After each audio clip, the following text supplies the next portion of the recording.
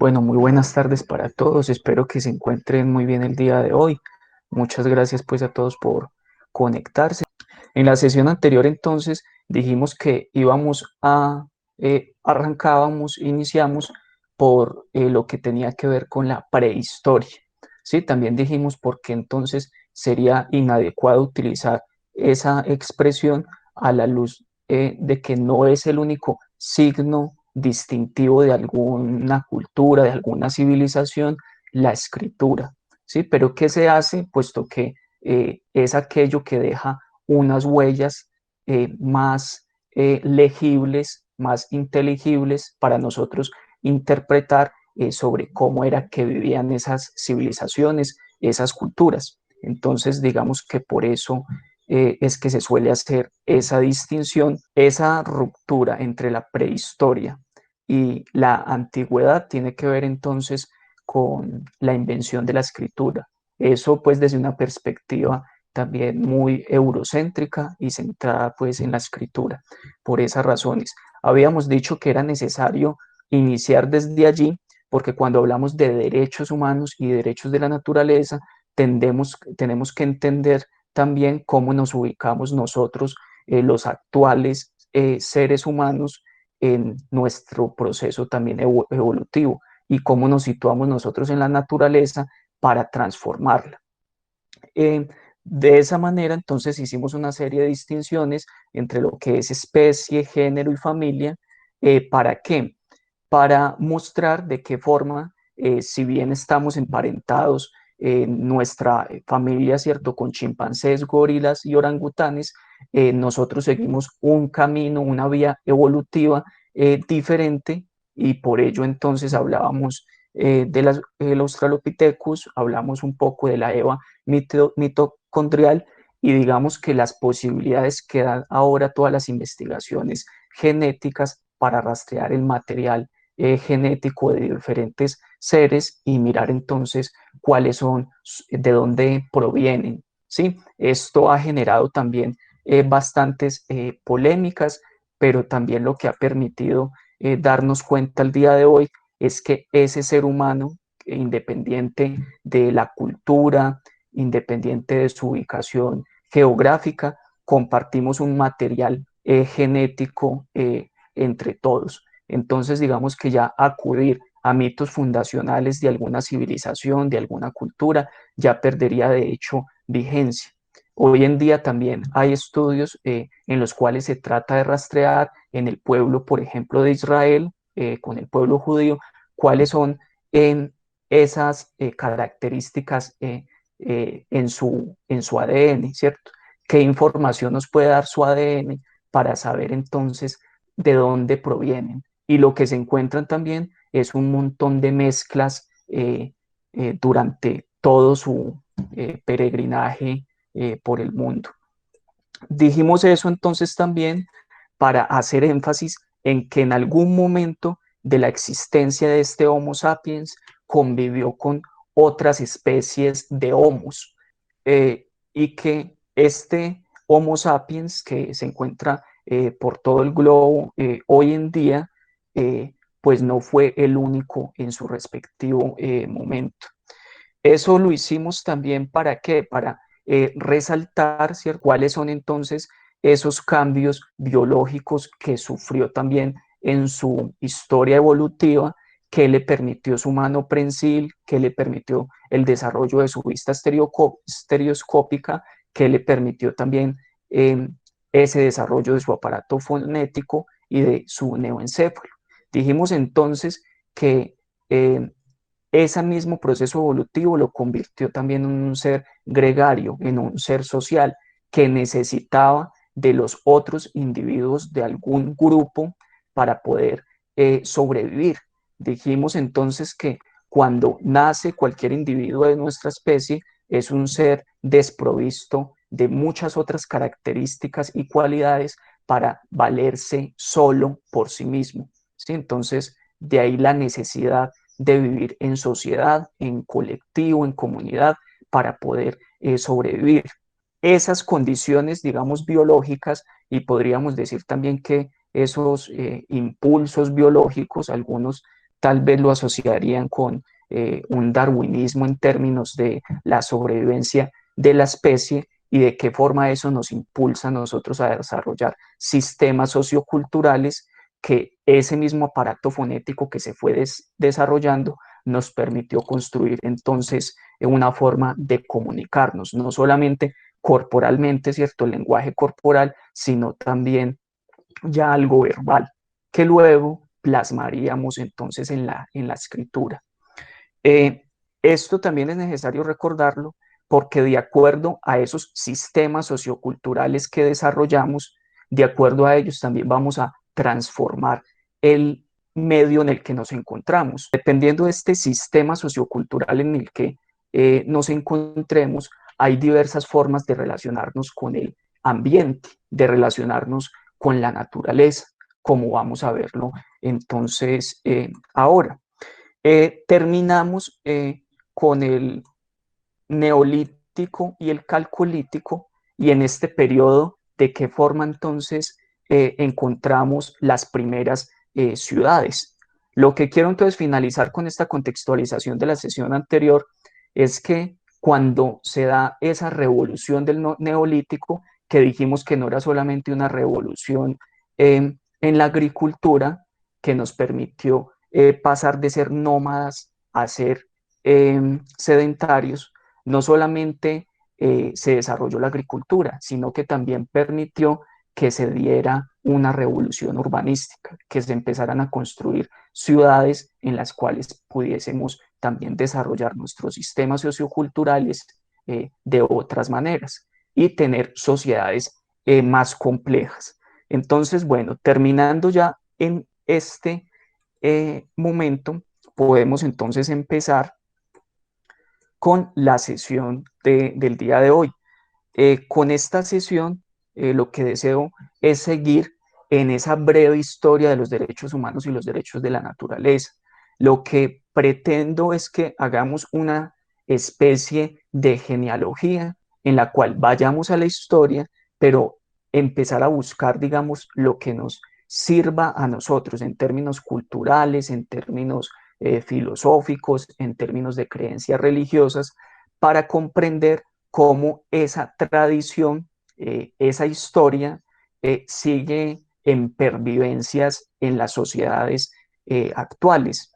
Reconozco que por la amplitud del tema, no vamos a poder hablar de otras civilizaciones antiguas, ¿sí? Ni tampoco de civilizaciones en el Abya Yala, ¿cierto? En las civilizaciones de lo que conocemos hoy en día como el continente americano. ¿Por qué? Porque pretendo es reconstruir una genealogía donde les muestre unos hilos en la historia que influyen en el actual derecho desde una perspectiva de los derechos de la naturaleza. Es básicamente eso. Entonces, por eso consideraba que era necesario que habláramos en términos de la antigüedad, relacionándolos con los sumerios, con los hebreos y con los hindúes.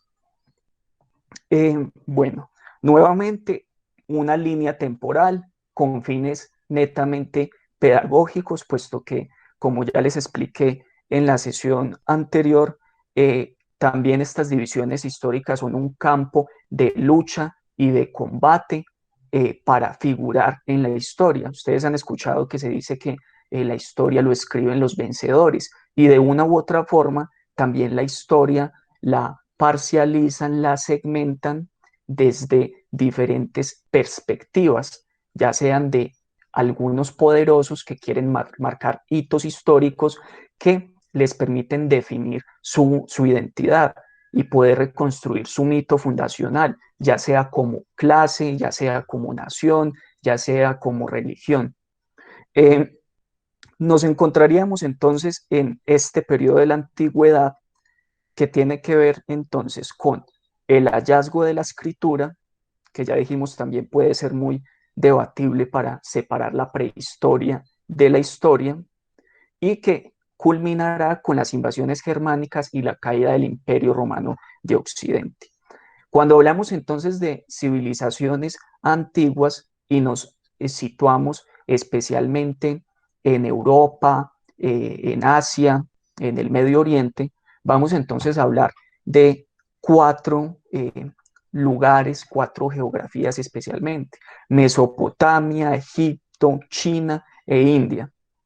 Lo que les propongo para el día de hoy es que nos centremos específicamente en Mesopotamia y en India, puesto que desde allí podremos ir reconstruyendo unos cuantos hilos conductores que nos van a permitir entender entonces esa historia de los derechos humanos y los derechos de la naturaleza. Cuando nos situamos nosotros entonces en términos históricos, también tenemos que hacerlo en términos geográficos. Y esos términos geográficos también van a hacer que lo pensemos en términos sociales y culturales, ¿cierto? Por la amplia diversidad de culturas y formas de organizar la sociedad. Entonces, entre Occidente y Oriente hay una concepción de los derechos humanos que se configura a través de diferentes fuentes. En el caso de Occidente, vamos a tener que la filosofía griega y obviamente luego también esa sociedad romana, por eso es que hoy en día hablamos de lo greco-romano, esa filosofía griega y también ese pensamiento y esa práctica más bien romana con su derecho van a darnos a nosotros hoy en día fuentes de las cuales bebemos como cultura. Eh, También las religiones, en nuestro caso en Occidente, como con el judaísmo y el cristianismo, también van a inspirar y servir de fuentes, de fundamentos para los derechos humanos. En Oriente y en Medio Oriente vamos a tener otras religiones y otro tipo de filosofías que permiten construir ese derecho de otra manera. Lo mismo podremos decir más adelante de esas culturas de la Vía Yala, de ese continente americano, que en la actualidad dan algunos fundamentos al derecho para poder hablar también de los derechos de la naturaleza. ¿Por qué? Porque son otras perspectivas culturales, otras creencias que permiten que ese derecho reglamente otras formas de vivir. Entonces, bueno, en Oriente tenemos, cuando nos referimos a esas primeras nociones de derechos en la antigüedad y nos situamos en Oriente, hay cuatro tradiciones religiosas claves para entender. Vamos entonces a beber de las fuentes del budismo, del hinduismo, eh, del taoísmo y el confucianismo. Para el día de hoy les propongo entonces que hagamos eh, esa reconstrucción, esa genealogía, tomando dos hilos religiosos que tienen que ver con el budismo y con el hinduismo, ¿sí? Obviamente, pues el budismo bebe es del hinduismo y se desprende de él. Mientras que en Occidente vamos a tener otras religiones que hacen que mediante diversas leyes y mandamientos veamos a nuestro prójimo, pero al prójimo humano, eh, de una forma digna, ¿cierto? Porque si todos somos hermanos y todos fuimos hechos a imagen y semejanza de Dios, pues lo que tenemos que ser con ellos es ser bondadosos, piadosos, en teoría. Entonces, estas religiones en Occidente las vamos a conocer entonces como el judaísmo, el cristianismo y el catolicismo. Sabemos que tanto el cristianismo como el catolicismo van a beber de la Torá del judaísmo, que sería entonces el Antiguo Testamento. Entonces, bueno, el judaísmo tiene como libro también sagrado sus escrituras conocidas como la Torá y que sería entonces el Pentateuco. En el judaísmo, al igual que en el cristianismo y en el catolicismo, se va a tener como referente el Génesis, en el cual se habla de la creación de Adán como un ser eh, que se hizo a imagen y semejanza de Dios. De allí es que se fundamenta su valor y su dignidad. Entonces, por eso es que el respeto del hombre luego también va a estar expresado en ese en esos 10 mandamientos que entrega Moisés. Mientras que, bueno, el cristianismo y el catolicismo también beben del Génesis y van a tener a Jesús. Jesús entonces partió de esta misma concepción del hombre cuya dignidad le viene de Dios por su mismo origen. Sus palabras y acciones refuerzan la idea de que la humanidad es esencialmente una y que todos los hombres son iguales en dignidad. Con esa figura de Jesús hombre se refuerza esa idea que ya se nos había dado en el Génesis, que el hombre había sido creado a imagen y semejanza de Dios. Luego se envía al Mesías, a Cristo, a Jesús, bajo esa forma humana. Mientras que en el Medio Oriente vamos a tener entonces al islamismo. Tenemos también que tener presente que el islamismo bebe de esa fuente que es la Torá, que es el Antiguo Testamento, bebe de ella para construirse también como religión. Entonces, bueno, el Corán, ¿qué es? Es el libro revelado por el profeta Mahoma. En este libro lo que se hace, como en muchos otros libros sagrados, es regular, prescribir la conducta religiosa del creyente. En este caso va a estar relacionada con Alá y con sus prójimos, que son los creyentes. En este caso, los prójimos en el Islam son los creyentes. Es como si dividiéramos el mundo entre los creyentes y los no creyentes. Y todos aquellos que son creyentes son nuestros prójimos, ¿sí? También establece entonces conductas obligatorias, consejos y prohibiciones. En el Corán entonces se relata la creación del hombre y de la mujer por parte de Alá. ¿Qué es lo que hace? Obliga entonces que no tienen por qué hacerle creer a otros que no tienen fe. Y recuerda ayudar a los pobres y hacer el bien para ser recompensado. Eh, Tienen entonces como ley islámica la Sharia, que es el camino que conduce a Dios y que se supone que es el único código de conducta que debería tener todo musulmán. Bueno, entonces vamos a centrarnos primero teniendo como marco de referencia esas tradiciones religiosas que van a insuflar nuestro estado actual, ya sea desde Oriente, Medio Oriente u Occidente, para situarnos entonces en estas civilizaciones antiguas. En este caso, fíjese en qué lugar ocupa entonces esa civilización en Egipto, y normalmente nos dicen en historia que estas civilizaciones antiguas crecieron, se desarrollaron alrededor, a los lados, cerca de algún río. En Egipto entonces tenemos en el río Nilo. En el caso de Mesopotamia la tenemos entre dos ríos, el río Tigris y el río Éufrates.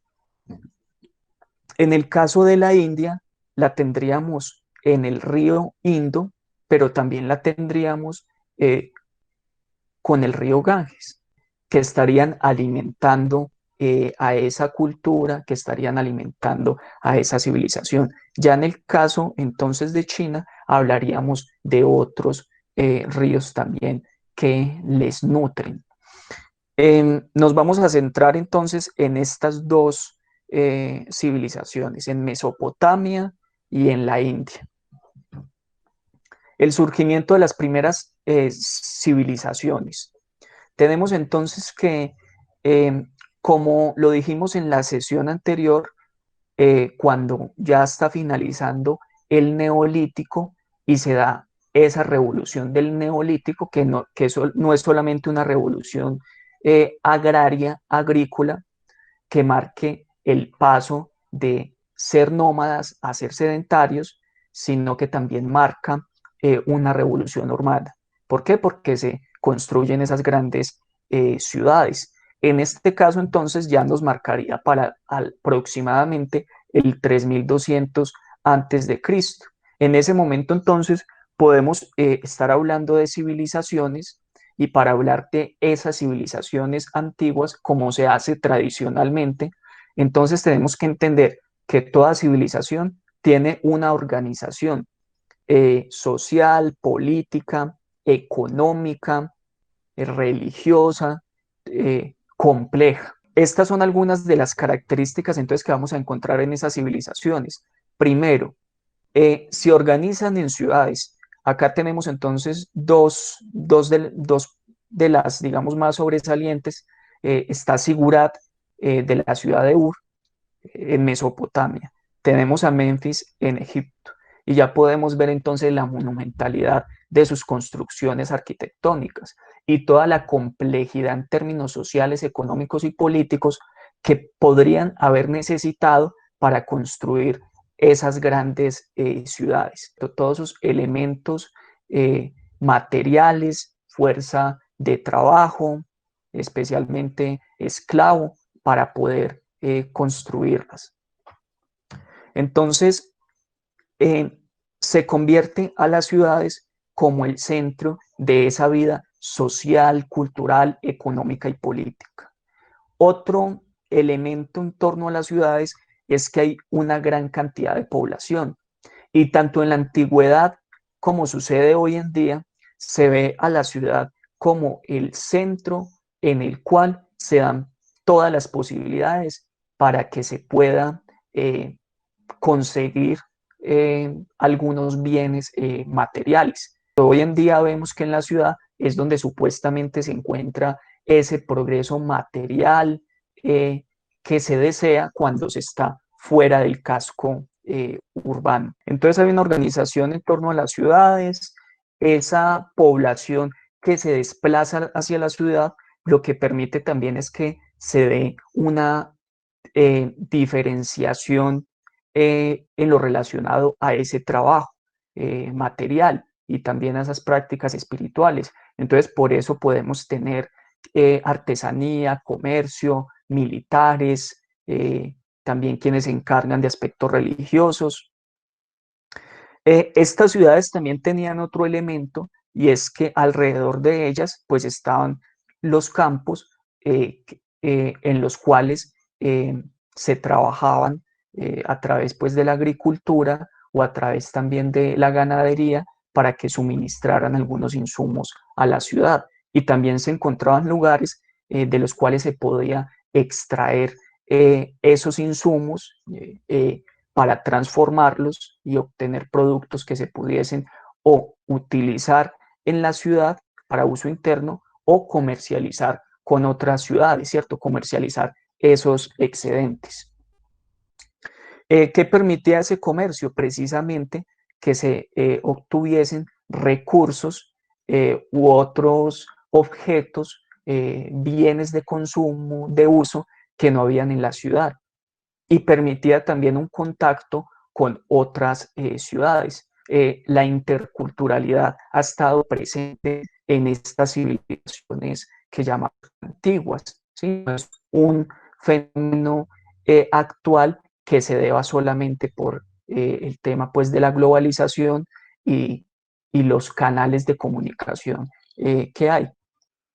Otra de las características para pensar esas civilizaciones antiguas tiene que ver con que se conforman unas sociedades estratificadas. En este caso, podemos ver cómo en Egipto hay una estratificación también piramidal, y que cada individuo va a tener unas funciones específicas.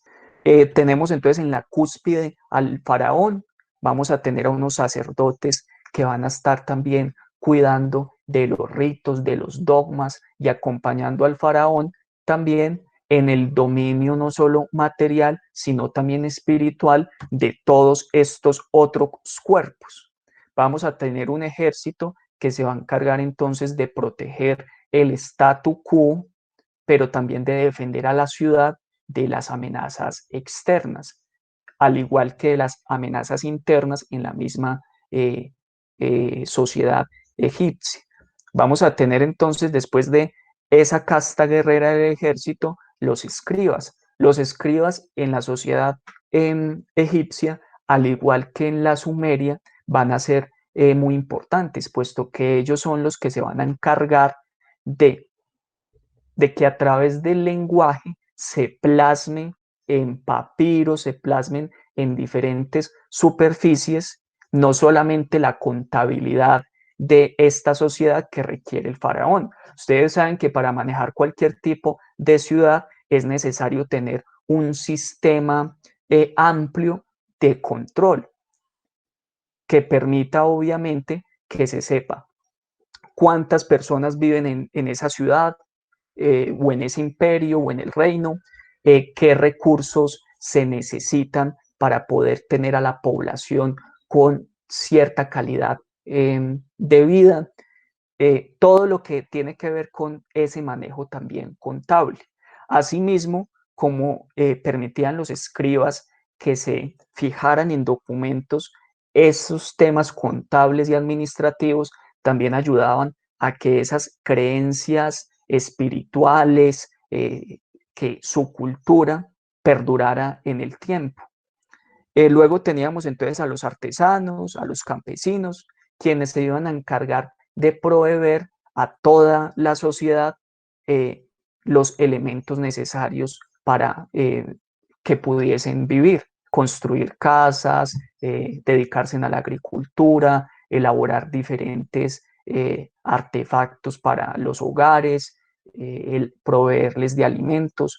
Y teníamos en la parte de abajo entonces a los esclavos, que iba a ser eh, esa clase social que iba a ser todo lo indeseado de esta sociedad, al igual que en muchas otras sociedades que fueron también esclavistas, pues los esclavos eran quienes terminaban haciendo el trabajo sucio, cochino y duro que el resto no querían hacer.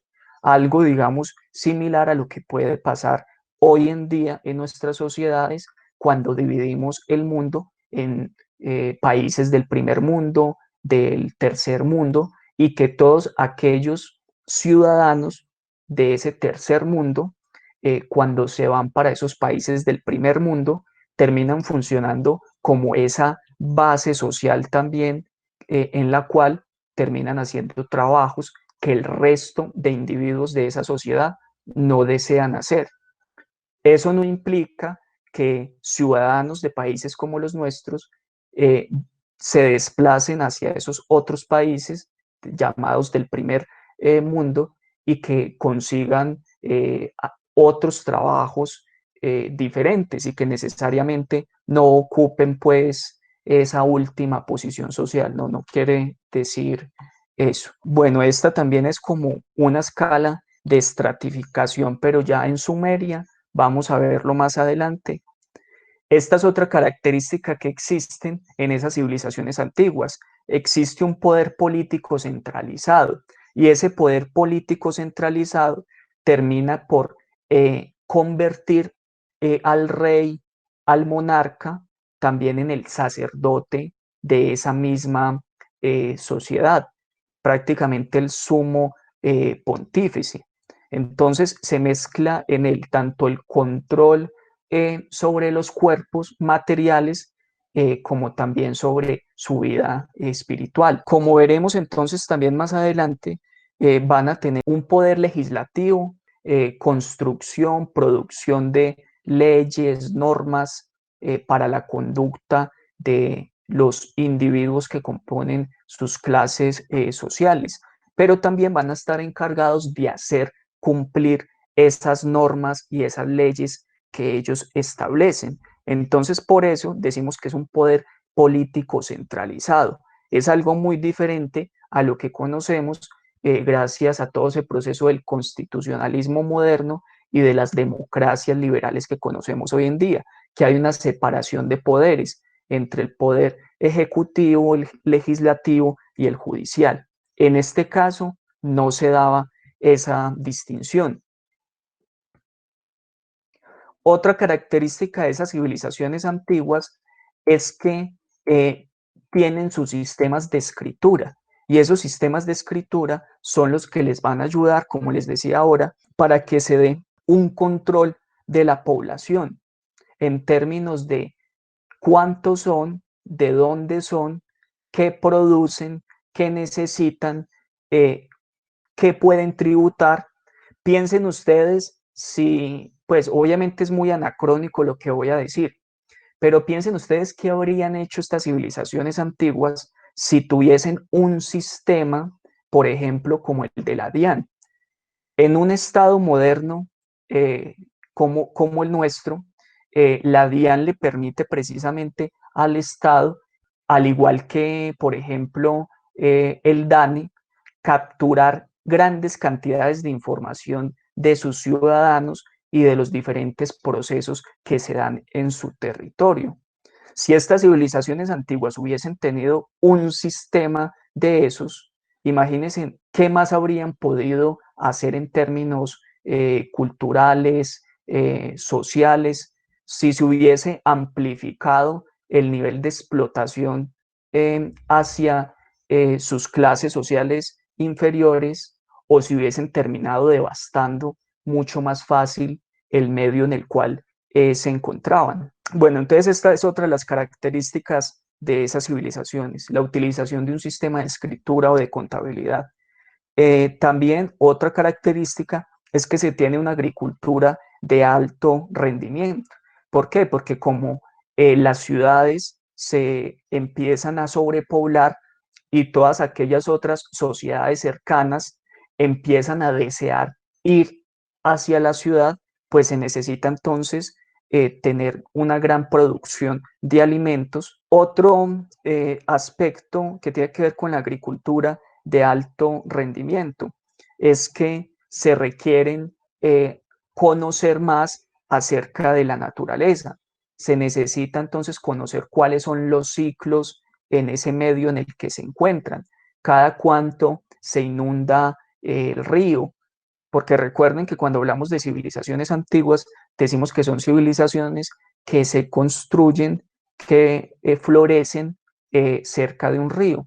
Entonces, como civilización, como sociedad, como cultura, pues se deben de construir sistemas simbólicos que permitan conocer ese medio, la naturaleza, cómo funciona, ¿sí? Entonces, gracias, digamos, a esa necesidad de saber para poder transformar el entorno, en este caso con la agricultura, es que se descubren y se precisan los calendarios.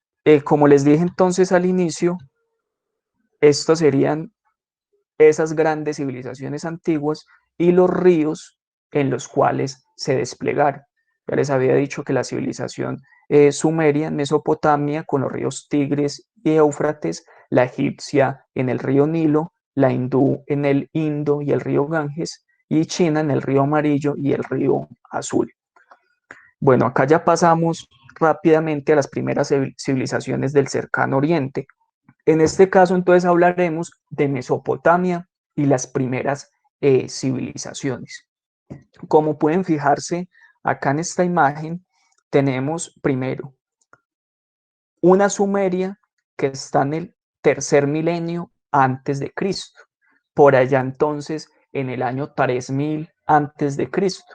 En ese momento entonces ya podemos decir que hay escritura y por lo tanto estamos entonces en la historia, en ese caso en la antigüedad. Esa Sumeria se encontraría entonces con estos límites territoriales, pero seguiría estando entre los dos ríos, entre el Éufrates y el Tigris. Luego, después de varias disputas entre las diferentes sociedades y culturas de este lugar, luego vamos a tener el imperio babilónico en el segundo milenio antes de Cristo, que se va a expandir por todo este límite territorial que marca esta convención con este colorcito. Seguirán entonces estando entre ambos ríos.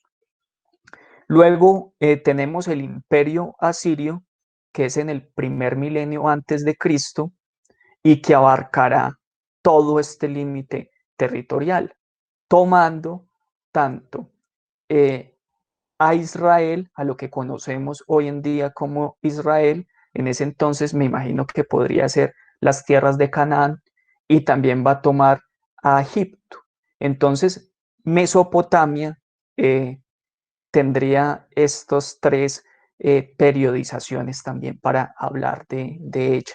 Y vamos a ver cómo en esas periodizaciones hay algunos hitos históricos que sirven para reconstruir esa genealogía de esos derechos humanos y de la naturaleza en nuestra sociedad. Bueno, la civilización mesopotámica nace aproximadamente en el 3000 antes de Cristo. Recuerden esos asentamientos del Neolítico que desembocan en esa revolución agrícola y en esa revolución urbana para asentarse en las ciudades. Diferentes asentamientos configuraron entonces diferentes ciudades-estado, y cada una de ellas tenía su propio gobierno. Tenemos algunos ejemplos de ciudades como Ur, Kis, Uruk, que tenían una independencia como ciudad cada una, pero luego formaban eh, algún tipo de vínculo que iban a tener un ensi o un patesi, un rey, un sacerdote que iba a aglutinar esas diferentes ciudades.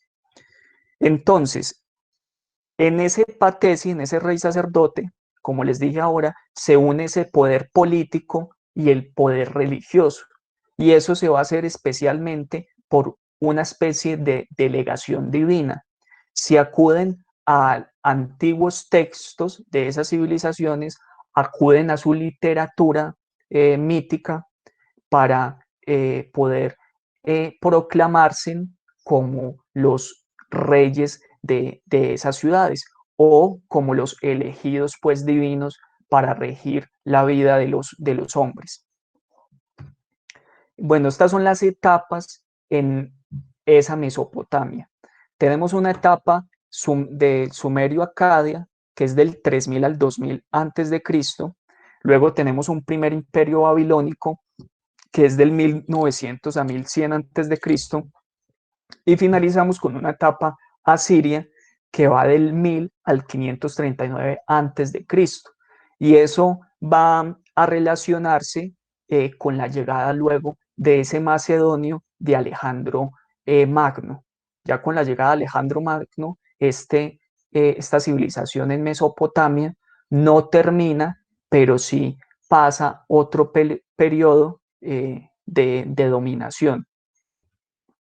Bueno, entonces en esta primera etapa, Sumerio-Acadia, del 3000 al 2000 antes de Cristo, se supone que los acadios y los caldeos provenían de esas regiones montañosas que están pues cerca del río Éufrates, que les ven pues nacer. Se asientan en las llanuras.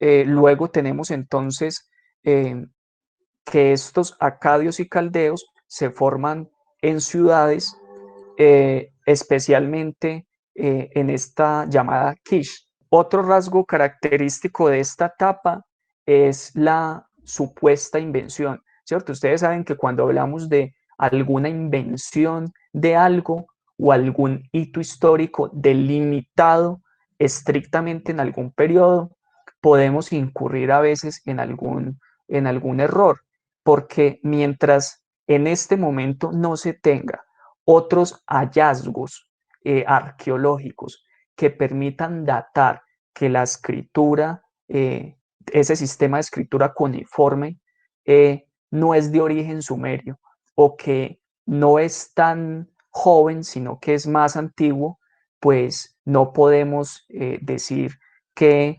en esta etapa fue donde ya se dio la escritura, ¿cierto? Eso todavía, digamos, puede estar sujeto a debates. Ustedes saben pues que las ciencias se supone que también avanzan cuando hay conjeturas que digamos se falsean. Eso sería pues muy popperiano en epistemología, por decirlo así, pero siempre se están falseando hipótesis y tal vez algún día esta se pueda llegar a falsear, ¿sí? Así como muchas otras. Pero se supone que en esta etapa del 3000 al 2000 antes de Cristo es que el sistema de escritura cuneiforme de origen sumerio es que se fortalece.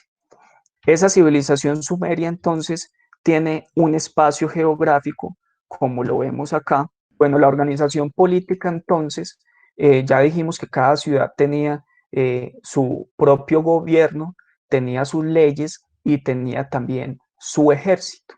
Es decir, cada ciudad era prácticamente un estado. En esa ciudad, la máxima autoridad seguía siendo entonces el rey, y ese rey ejercía prácticamente una delegación, una representación divina. Algún dios lo había puesto en el poder. Todas estas ciudades eran fortificadas, eran amuralladas, porque pues sabemos que en ese momento también diferentes sociedades, diferentes grupos humanos vivían en conflictas guerras, ya fuese por la expansión territorial. En este caso, entonces, estaban también amuralladas para proteger esa ciudad.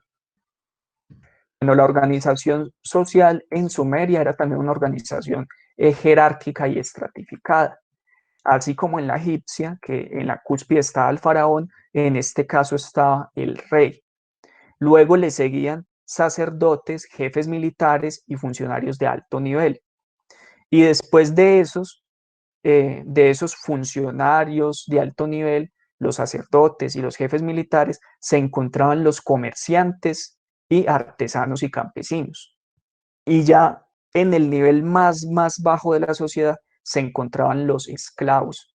¿Sí? Los esclavos entonces podrían ser personas que se capturaban en alguna guerra o quienes tenían que esclavizarse por alguna deuda contraída y no tenían cómo pagarla. La religión en los sumerios eran politeístas, creían en muchísimos dioses, la mayoría de ellos tenían figuras antropomorfas. Sus cuatro dioses principales eran An, dios del cielo; Ki, diosa de la tierra; Enlil, el dios del aire; y Enki, el dios del agua.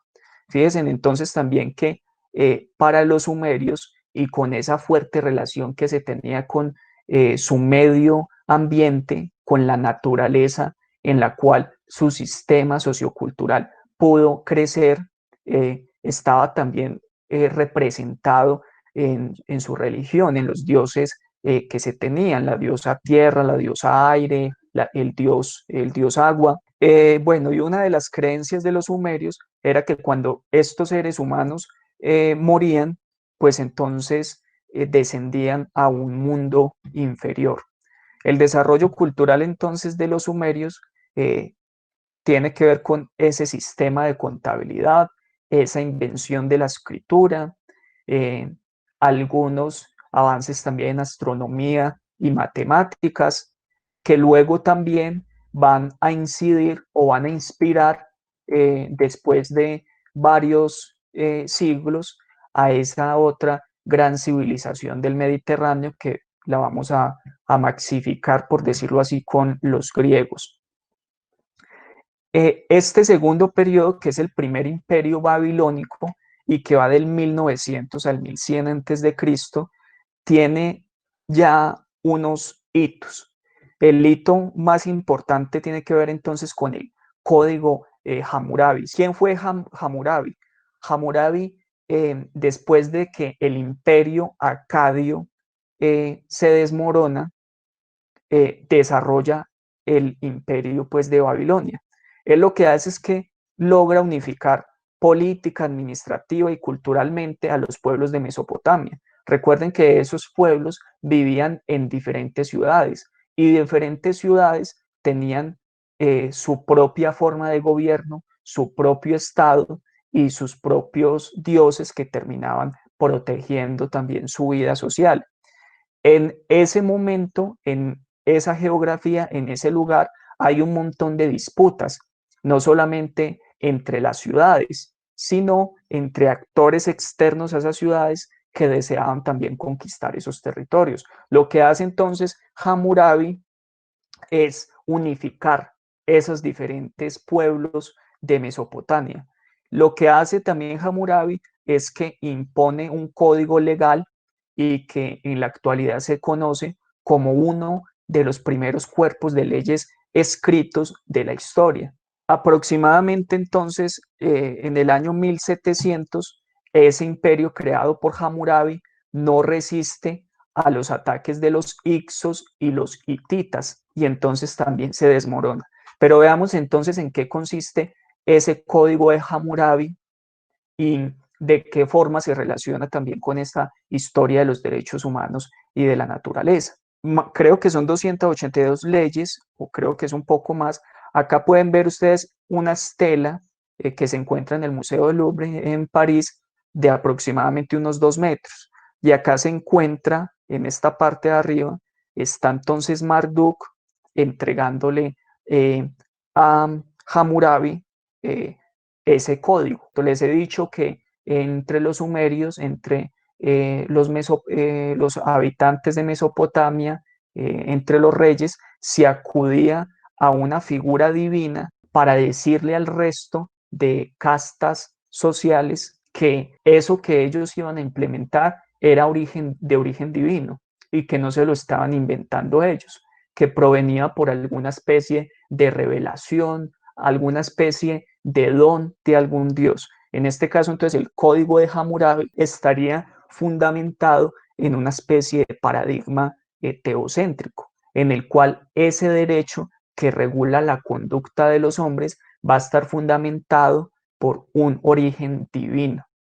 Y por lo tanto, pues los simples mortales lo que tendrían que hacer es obedecerlo a rajatablas. Entonces, en este caso, Marduk le entrega ese código a Hammurabi. Bueno, sí, son más de 300 normas de comportamiento con sus respectivas sanciones.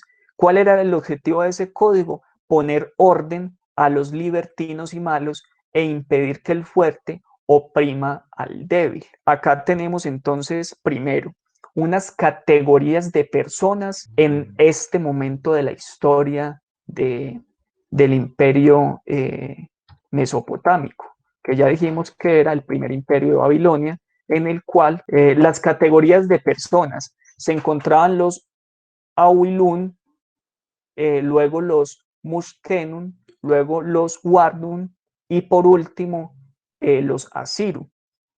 ¿Quién eran los Awilun? Componían la aristocracia terrateniente, funcionaria y militar. Esta era la clase dirigente y de ella provenía de esta casta los miembros del gobierno del rey. En la norma 28 de ese código Hammurabi dice lo siguiente respecto a esta categoría de personas en estas ciudades.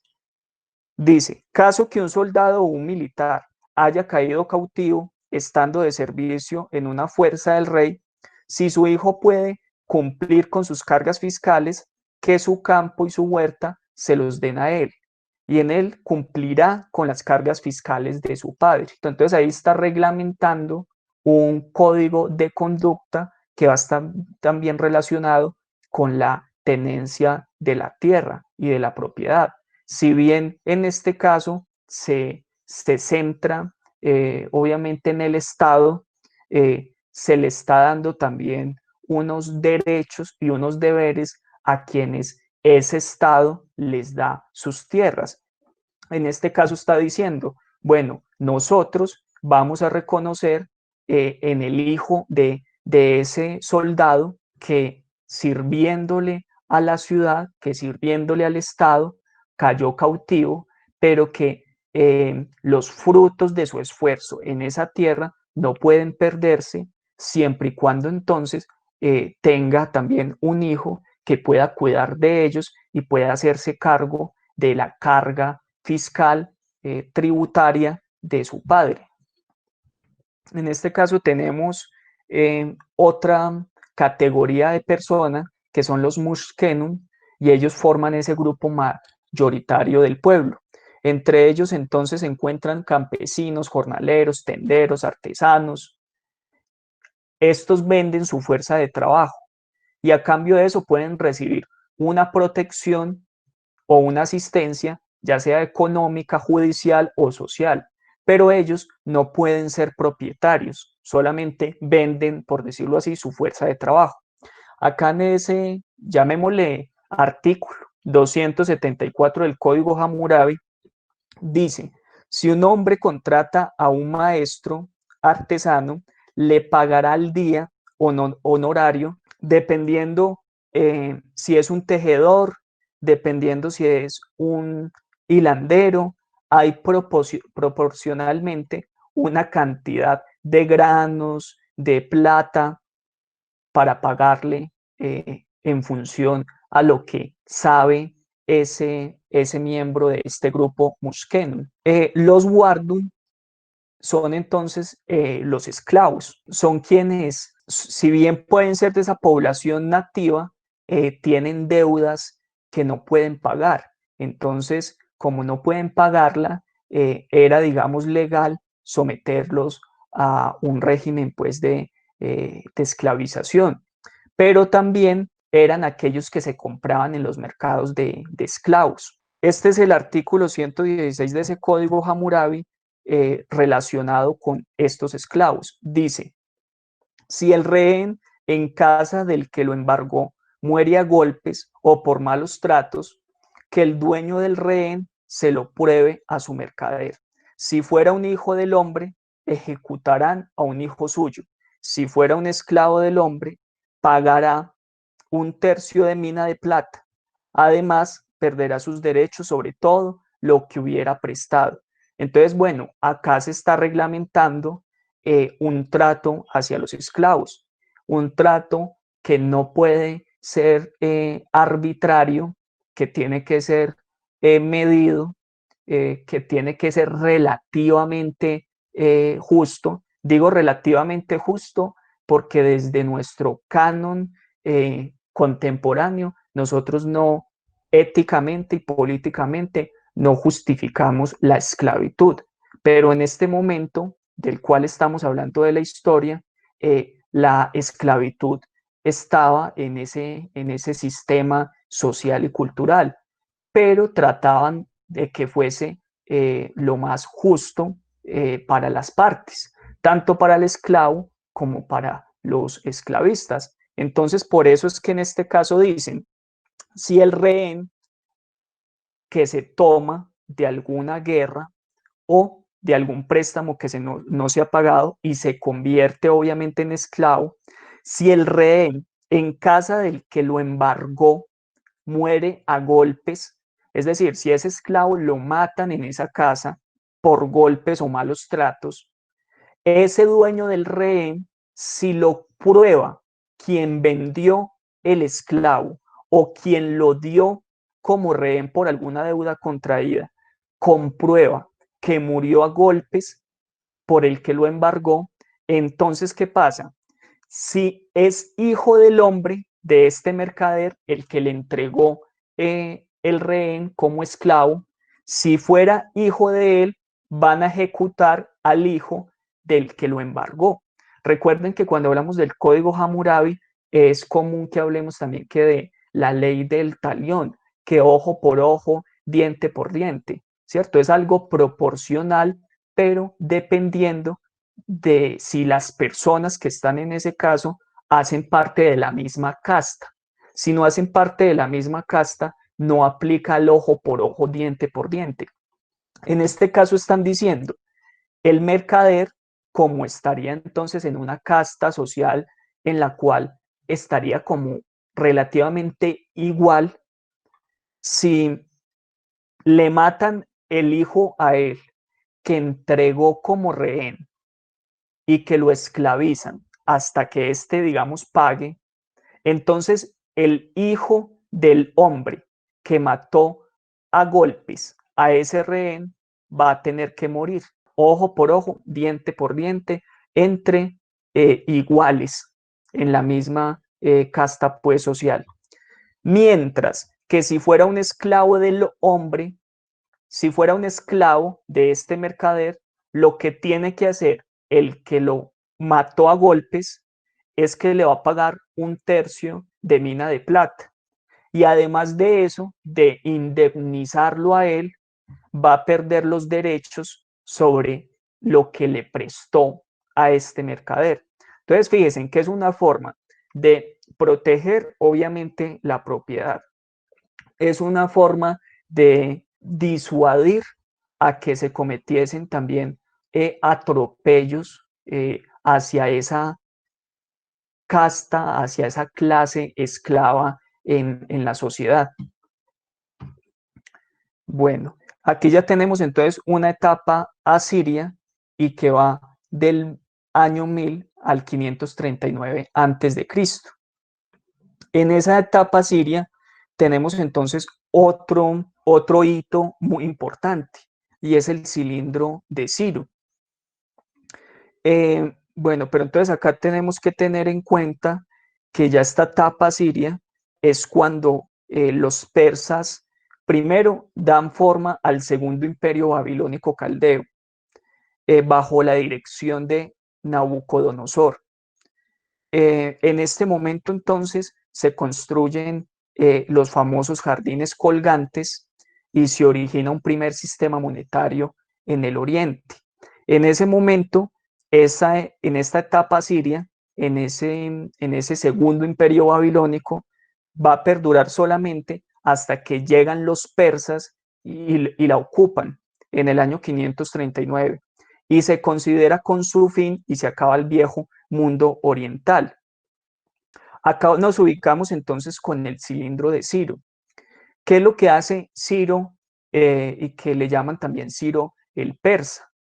En este momento lo que hace es que promulga la libertad de culto y la abolición de la esclavitud para los pueblos conquistados. Eh, Hay algunas críticas en torno a este Ciro porque algunos consideran que es uno de los hitos históricos en relación a la historia de los derechos humanos. Otros dicen que no lo es y que es pues un exceso eh, hacerlo, que sería también algo anacrónico. En este caso lo tomamos como uno de esos hilos de esa genealogía histórica de los derechos humanos y de la naturaleza, porque primero permite la libertad de culto. Segundo, lo que hace es dar una abolición de la esclavitud, lo que permite entonces este rey Ciro el persa es primero conquistar y construir un imperio, pero que le van a ver los habitantes más como un libertador y no como un conquistador cruel. ¿Por qué? Porque otros reyes, a diferencia de Ciro, lo que hacían era que llegaban a cada una de las ciudades y las destruían, las saqueaban y violaban a las mujeres y esclavizaban al resto de la población, destruyendo los templos. Pero se dice que Ciro no hizo nada de eso y por eso es recordado en la Biblia como una muy buena persona, equiparable a un Mesías, ¿sí? Entonces, bueno, lo que tiene que ver con liberación y libertad de culto, lo dice entonces Ciro en ese cilindro: no di motivos para tener miedo y nadie fue aterrorizado. Me ocupé de las necesidades y el bienestar de los ciudadanos y de promover su bienestar. Los liberé de la opresión indebida y de la esclavitud. Sané sus aflicciones y puse fin a su desventura. Restauré sus viviendas destruidas. Ayudé a los desplazados que habían sido mantenidos en esclavitud a retornar a sus hogares. Reconstruí santuarios y templos que se hallaban en ruinas. Devolví los dioses a sus legítimos santuarios y reconstruí sus templos. ¿Sí? Entonces vemos que tuvo una serie de prácticas muy diferentes a antiguos reyes o conquistadores. Entonces aplicando un poco de piedad sobre esas diferentes ciudades, pueblos y personas con las que se encontraba. Tenía entonces una política para vivir con dignidad y limitar al gobierno. Estas palabras son la esencia de lo que llamamos la Carta de Derechos Fundamentales, y libertades de Ciro. ¿Sí? Esto es lo que se dice entonces en la actualidad, y que otros han llamado una política de derechos humanos, la primera en la historia. La política de gobierno de Ciro reconoce tácitamente el derecho de la persona a vivir con dignidad, permitió a las personas a seguir con su vida sin el temor de ser hostigados por el Estado o por aquellos que detentan el poder. Protegió la propiedad de las personas contra tomas ilegales. Al hacer esto, Ciro limitó los poderes del Estado, desarrolló obras públicas para hacer la vida de las personas más confortable, definiendo así el rol del Estado como un servidor del pueblo. Permitió que la gente mantuviera y practicara sus creencias espirituales, estableciendo así la novedosa política de libertad religiosa. Bueno, entonces esos son algunos de los elementos de Mesopotamia que nos sirven a nosotros para reconstruir esa genealogía de los derechos humanos y de la naturaleza. Vamos a pasar entonces a otro pueblo también que tiene una historia en Mesopotamia, y es el pueblo hebreo. Se dice que el pueblo hebreo fueron semitas originarios de Caldea y que vivieron mucho tiempo en esta ciudad de Mesopotamia, en Ur, y que estuvieron bajo el mandato de un gobernante, ese jefe de tribu, en una época de ese pueblo hebreo que se llamaba la de los patriarcas. Y ese patriarca fue Abraham. Abraham fue contemporáneo de Hammurabi.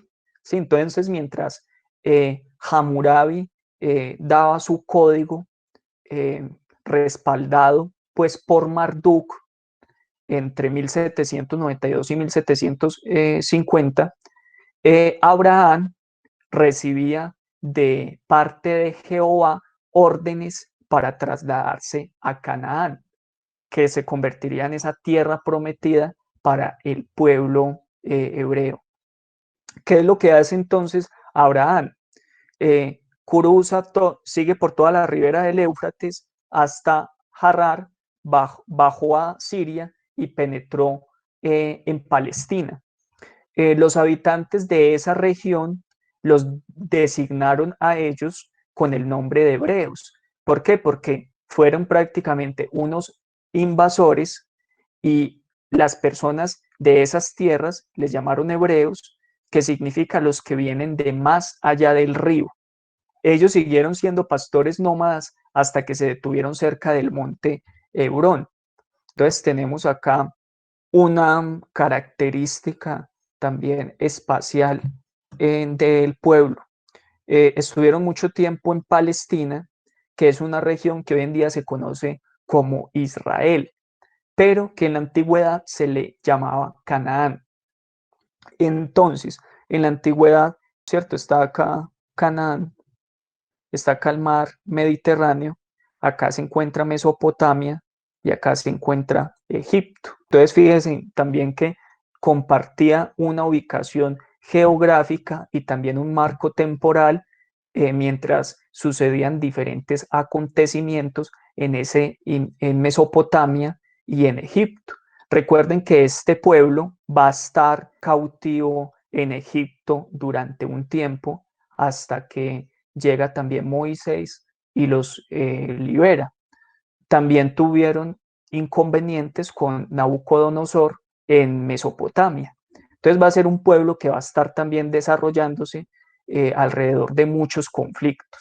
La religión de este pueblo hebreo está entonces relacionado con Yahvé, con Jehová, que significa el que hace que llegue a ser.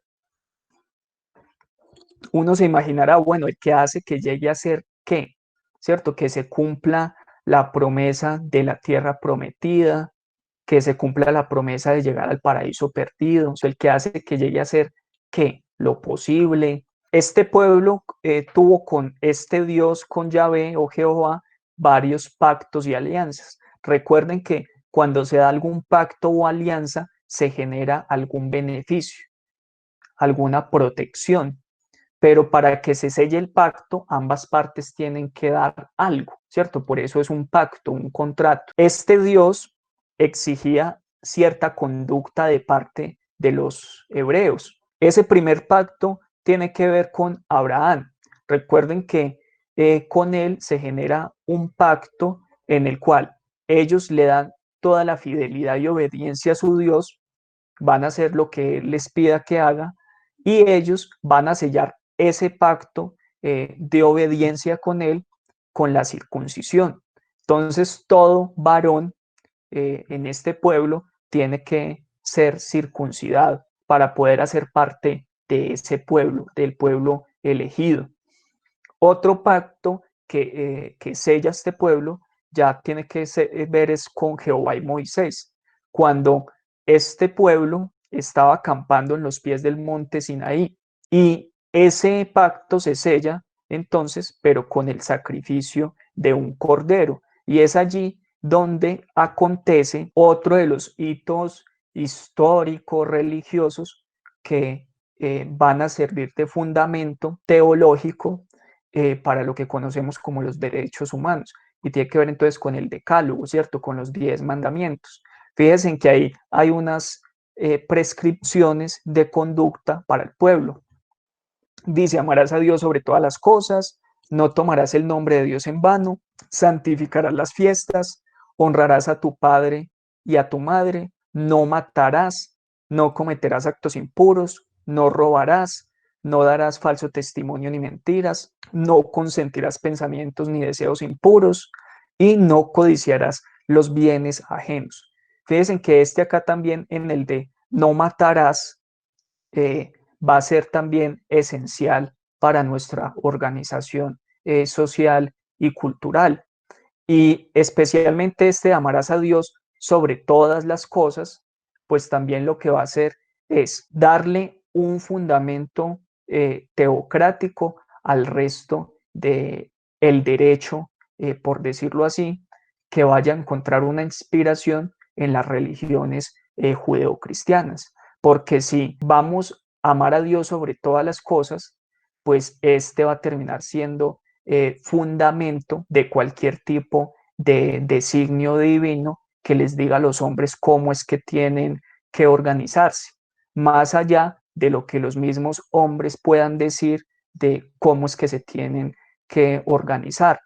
Asimismo, si uno va a amar a Dios sobre todas las cosas, pues se va a tener también que seguir que si los humanos, que si el hombre es hecho a imagen y semejanza de Dios, pues también tenemos que tener cierto amor al prójimo, a ese prójimo que se parece a mí y que nos parecemos a Dios porque fuimos creados a imagen y semejanza de Él. Bueno, la organización política pueblo hebreo pasa por tres etapas fundamentales: la de los patriarcas, que arranca con Abraham, la de los jueces y la de los reyes. En la de los patriarcas, ¿qué características tienen? Que estos son los ancianos quienes terminan representando o teniendo ese lugar como patriarcas. Sabemos también que en la edad vemos cierta sabiduría y pues obviamente un cúmulo de experiencia. Entonces, bueno, el primero en esta época es Abraham, que nació en Mesopotamia, en la ciudad, en Ur. Luego tenemos que él viaja con su familia y se dispuso a trasladarse pues a otro lugar. Luego tenemos la época de los jueces. En este momento ya tenemos esas personas que no solamente son sabios, sino que también son expertos para tomar decisiones para guiar a ese pueblo. Se nombraron después de que los hebreos dejaran de ser nómadas y se asentaran en Palestina. Ya cuando se asientan en Palestina es que empieza esa época de los jueces.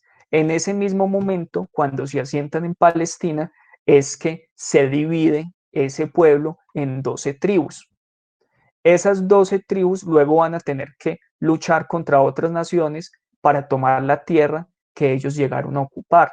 ¿Qué pasa? Que como en la mayoría de sociedades en ese momento, divisiones y pugnas internas por el control político, administrativo, religioso, lo que hizo fue debilitar fuertemente a este pueblo. ¿Sí? Entonces, después de dividirse en esas 12 tribus, iban a quedar mucho más débiles frente a la amenaza externa de otros pueblos. Ya acá en la época de los reyes, vuelven nuevamente a tratar de unirse como nación. En este llegan a tener otros enemigos también que conocemos históricamente como los filisteos y otras naciones vecinas. En esta época, esta sucesión de David, Saúl, Salomón, son algunos de los reyes más conocidos en esa época, en ese momento histórico del pueblo hebreo. Entonces, esas 12 tribus se dividen y quedan en dos tribus. Una conforma el reino de Judá y van a tener a Jerusalén como su capital, solamente dos tribus. Luego, las otras 10 tribus que conforman el reino de Israel tienen su capital en Samaria. Bueno, podemos cortar ahí y seguir acá entonces con estas primeras civilizaciones del lejano oriente. Civilizaciones del lejano oriente, tenemos acá entonces también una línea de tiempo que nos ubica acá en la India con las culturas pues neolíticas antes de la escritura, y tenemos ya luego una cultura harappa y ya las civilizaciones de los Vedas. Va a ser en este momento en el cual se va a empezar a desarrollar también esta cultura y que le va a dar vida a una de esas religiones que le van a aportar a los derechos humanos y especialmente de la naturaleza, uno también de esos hilos genealógicos que estamos buscando y que vamos a ver hoy en día en algunos documentos jurídicos que le dan, que le otorgan algunos ríos, algunos seres de la naturaleza, algún derecho. Entonces vamos a tener ese hilo también llevándonos hasta India. Como les dije entonces al inicio, tienen su desarrollo al lado del río Indo, van a tener también cerca el Ganges. Estas son algunas de las características generales. Primero, pues también es una población agricultora, sus ciudades van a estar amuralladas y bien planificadas, al igual que muchas otras civilizaciones y sociedades, también hay una diferenciación y un sistema de castas o de clases sociales. Tenían también un comercio activo y una escritura. Otras características generales, como pueblos indoeuropeos varios, llegaron desde el norte, dominando la región, más o menos por allá en el 1500 a.C., cuando ya hablamos de la civilización hindú. ¿Qué fue lo que trajeron estos indoeuropeos varios? Llevaron el caballo, desarrollaron y difundieron el sánscrito e incorporaron también sus dioses, su idioma, sus mitos, sus leyendas, y empiezan entonces a cultivar el arroz cerca del río Ganges, en el valle. Y se impone ese sistema de castas como base de la organización social, política y económica. En este lugar entonces también vamos a tener varios periodos. En este caso vamos a tener un periodo védico del hinduismo que va aproximadamente del 2000 al 600 antes de Cristo. En ese momento, en el periodo védico del hinduismo, tenemos varios dioses y van a ser dioses que también van a estar relacionados con ese medio ambiente, con esa naturaleza en el cual esa civilización, esa cultura se desplegó. Tenemos entonces a Surya, el sol, a Agni, el fuego, a Indra, que es el trueno y la lluvia, a Prithvi, que es la tierra. En este momento se utilizaban en los rituales mantras, pero también se hacían sacrificios. En estos rituales en los que se tenían mantras y sacrificios, se consideraba que había una especie de acto mágico. Saben que una de las características de los actos mágicos es que se supone que gracias a ese acto se puede dar algún tipo de transformación física, ¿sí? Se puede incidir de alguna forma en el mundo material o espiritual, que con ese acto se consigue algo. En esos rituales se acudía entonces a sacrificios en los cuales había cereales, mantequilla, frutas o un licor de soma de una planta, y se dice también que habían algunos indicios de sacrificios animales y humanos, al parecer. Bueno, entonces ese ritual, como les digo que es mágico, incidía sobre el mundo físico inmediato de quienes lo hacían, así como en el mundo espiritual. Eso entonces va a cambiar en otros periodos del hinduismo. Pero entonces, bueno, sigamos acá con el sistema de castas. Este sistema de castas, que vemos también que hay una distribución de los roles sociales en diferentes castas, tenemos a los brahmanes, que son los sacerdotes e intelectuales, tenemos a los katrillas, que son los guerreros y reyes, o a los vaishyas, que son los comerciantes, a los sudras, que son los campesinos y trabajadores, y a los dalits, que son los intocables. Ese sistema de castas va a estar fundamentado en unos conceptos, en una triada que es el karma, la reencarnación y el dharma. Pero bueno, características generales de esta civilización hindú: religiones, el brahmanismo o hinduismo, y se encuentran en libros sagrados como los Vedas. Y tenemos entonces otra expresión y otra emergencia religiosa que vamos a tener con el budismo, que va a fundar Siddhartha Gautama y que luego en su iluminación le vamos a conocer como Buda. Algunos aportes culturales, bueno, la arquitectura, la lengua sánscrito, el ajedrez, la invención de números, el álgebra, la trigonometría. Pero entonces lleguemos acá a esta triada que fundamenta el sistema de castas que les mostré acá en, en esta presentación. Para que este sistema de castas el resto lo aceptara sin rechistar, también se iba a acudir a una perspectiva religiosa para fundamentarla. Entonces va a tener un paradigma también religioso que fundamente ese derecho en esta sociedad. Entonces tenemos que el karma viene siendo como la herencia, que cada uno de nosotros tenemos que cargar por lo que nosotros hemos hecho en el pasado. Cualquier tipo de pensamiento, de obra en el pasado va a arrastrar unas consecuencias en nuestro presente o en nuestro futuro. Y esas consecuencias van a estar entonces expresadas en desgracias físicas o morales, o en la felicidad o en la desdicha. Por eso es que es habitual que nosotros también utilicemos esta palabra. A veces lo decimos jocosamente para decir, es que este es el karma que estoy pagando, ¿cierto? Por estar uno sufriendo algo.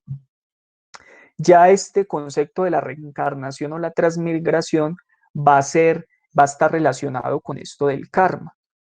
¿Qué pasa? Que nosotros como seres humanos podríamos convertir esas consecuencias de nuestros actos anteriores en algo estéril. Es decir, que si nosotros obramos o pensamos mal en el pasado, pero desde este presente empezamos a tener nuestros procesos de purificación a través de la penitencia, del ascetismo, vamos entonces a hacer estériles esas consecuencias de esos actos. ¿Qué pasa entonces? Listo, esta doctrina no se halla en los Vedas, sino en los textos posteriores de los Brahmanas, en donde aparece la noción de muerte y nacimiento sucesivos. Estos dos se relacionan con el Dharma. ¿En qué sentido? Y este especialmente con el sistema de castas, que la ley del karma y de la reencarnación corresponden con el Dharma. ¿Por qué? Porque si cada uno de nosotros tenemos un destino merecido, estamos viviendo lo que nos merecemos porque cometimos actos buenos o malos en el pasado. ¿Eso cómo se va a relacionar con el sistema de castas? Que pues sencillamente no hay una injusticia ni azar en el lugar que ocupamos en la organización de las castas. Por ejemplo, si nosotros tuvimos eh, una vida pasada en la cual obramos muy bien y nos comportamos excelente en esta vida material, pero también en esa vida espiritual, pues podríamos nacer en una próxima vida siendo los brahmanes, sacerdotes o intelectuales, o podríamos nacer siendo guerreros y reyes.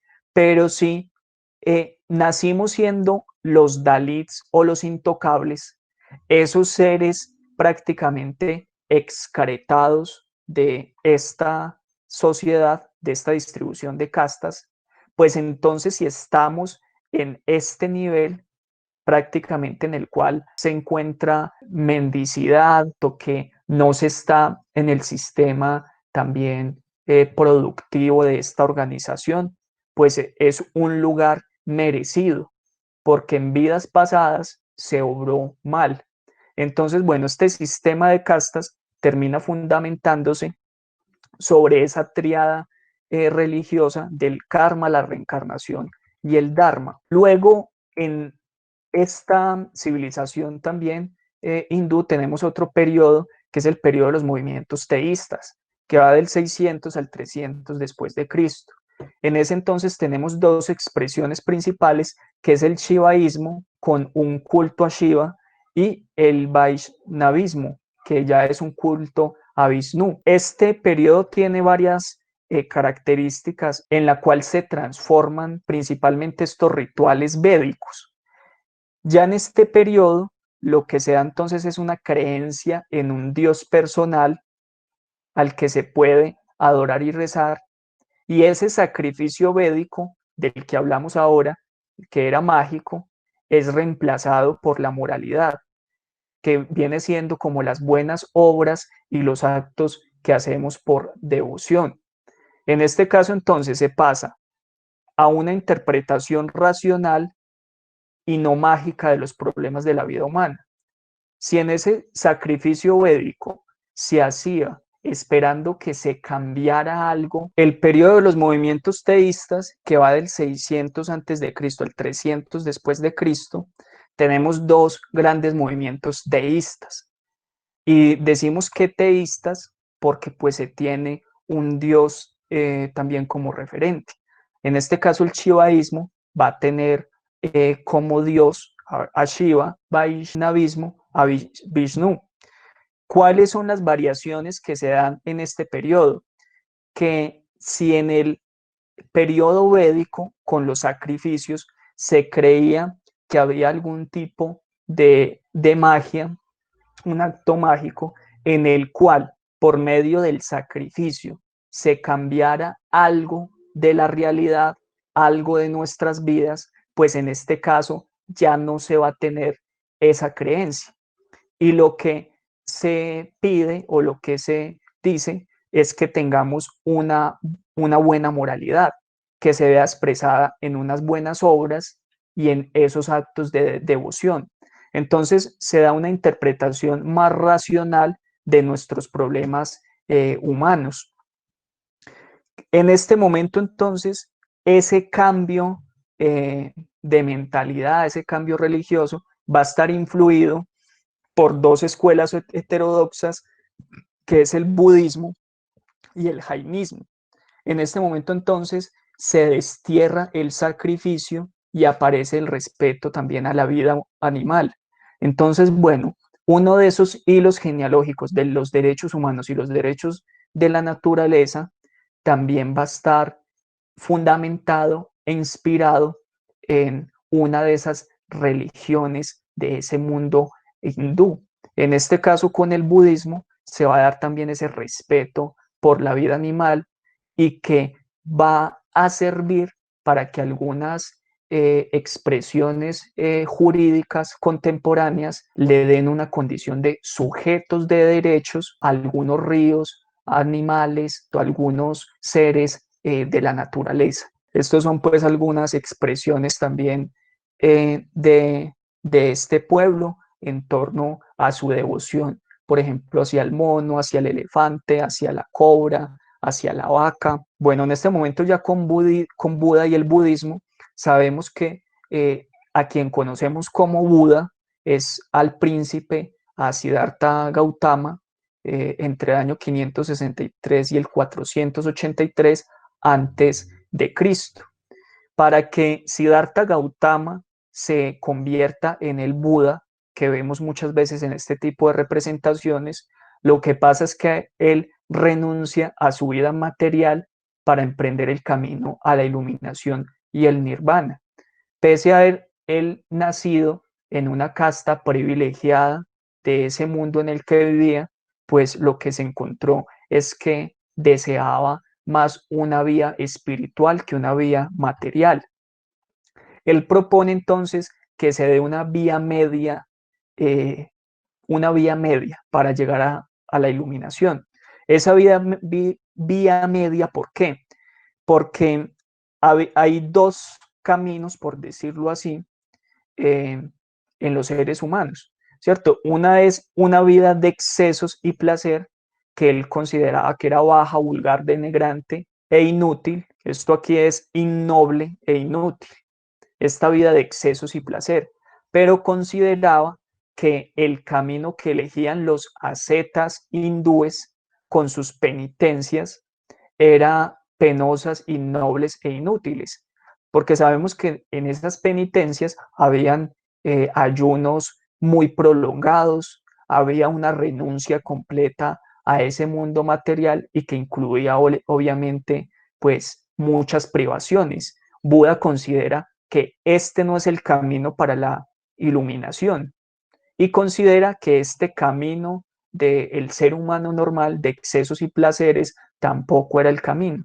Y por eso lo que proponía era una vía media entre estos dos, que decía que debíamos tener una vida sencilla, austera y un esfuerzo constante por cultivar una disciplina interior en nosotros mismos. El tema por eso de lo moral, más allá de creer que con algún rito mágico se iba a tener algún tipo de perdón por nuestros actos pasados y que íbamos a poder mejorar nuestra condición. Este camino de la vía media y de vivir sencillamente, austeramente y cultivando esa disciplina anterior era lo que podía conducir al nirvana. ¿Qué es esto del nirvana? Tiene que ver entonces con la iluminación. ¿Qué fue lo que hizo Siddhartha Gautama para convertirse en Buda? Consiguió la iluminación en 4 éxtasis escalonados.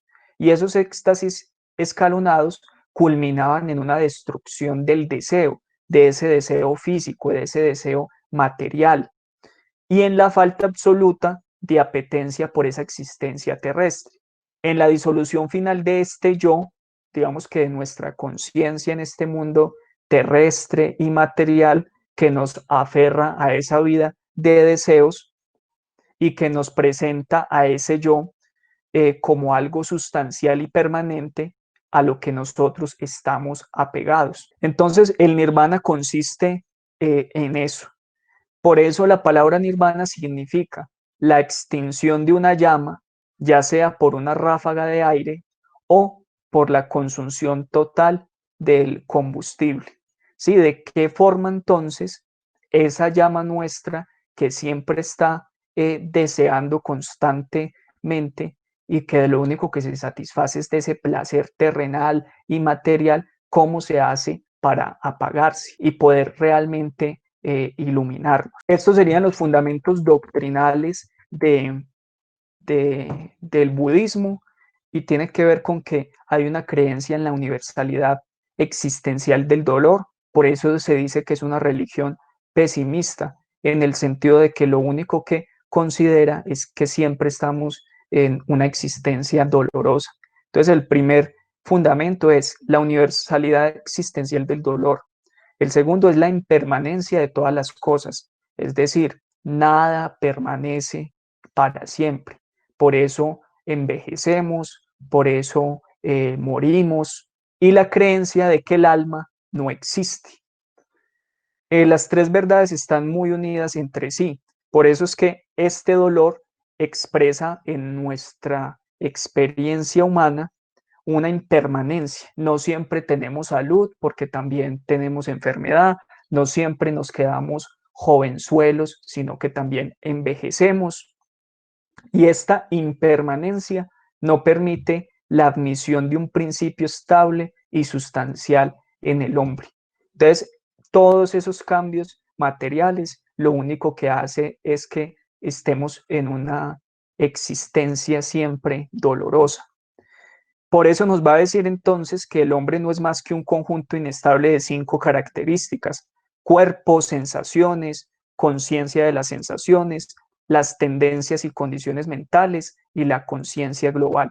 Y que entonces por ello es que debemos buscar esta vía media para nuestra iluminación. Si bien seguimos siendo hombres, si bien seguimos siendo seres humanos que necesitan alimentarse, de tener unos mínimos vitales, es que requerimos una vida sencilla, austera, y que siempre nos esforcemos por ese cultivo de esa disciplina interior y de esa ética, de esa moral, de ese buen comportamiento. Les quiero pasar un fragmento de una película, el de ese hindú que había crecido en un ambiente muy intercultural y que él llegó a practicar varias religiones también y a tratar de comprenderlas. Pero entonces quería cerrar con este fragmento de esa película, de una aventura extraordinaria, para que pudiésemos, digamos, como comprender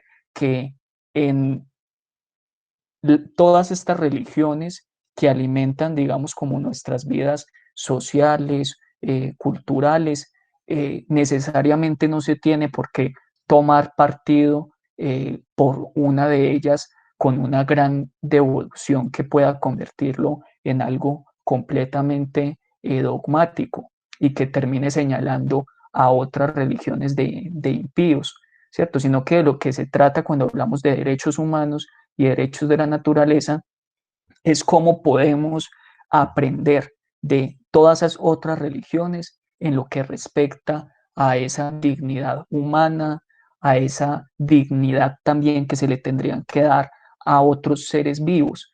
Y pese a eso, no dejar de ser nosotros, digamos, modernos, sin dejar de tener nosotros sistemas políticos como los conocemos, ¿cierto? Obviamente, pues transformándolos. Fíjense en que Pi, luego, pues en la película, él también va a ser un conocedor y un estudioso de las matemáticas. Entonces, hay una creencia religiosa, pero también hay unos saberes científicos, por decirlo así, matemáticos sobre el mundo, y que él trata de armonizar esa vida moderna que lleva, pero también con algunos preceptos religiosos, algunos preceptos también éticos para su vida. Y lo quería mostrar porque, como les he repetido en la sesión de hoy, los derechos humanos y especialmente de la naturaleza van a tener unos fundamentos religiosos que los va a alimentar también el hinduismo, especialmente con el budismo. Más adelante, cuando veamos algunos de esos documentos, vamos a ver entonces por qué se relaciona con esto que estamos viendo el día de hoy.